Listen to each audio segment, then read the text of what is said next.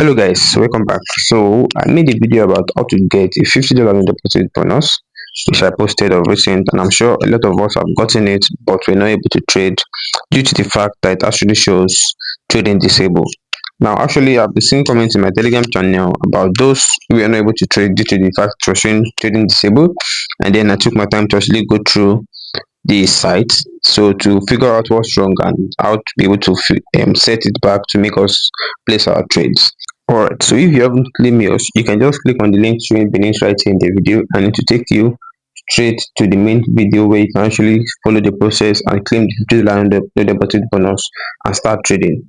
Now, for you to be able to place trades, you need to come back to the site right here, and then you click on the three lines at the top right here. All right, so once you do that, just see this section that says profile. Now, this is simple step you need to follow if you actually activate the account for you to be able to place trades.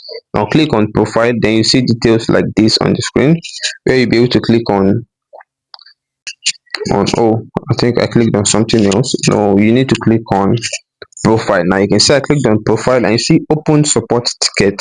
So once you click on open support ticket, it brings us these details. Now you can see I already done mine, but I'll be showing you how I did it. You click on add new tickets, and for the title right here, you click on issue with trading. I see what I just did, issue with trading, and in this section you put describe. They said describe your problem.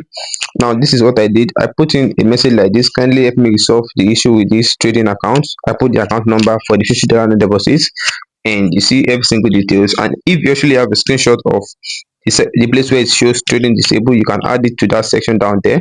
Now once that is done, you now click on submit. If you scroll up a little bit, you see submit in the options right there.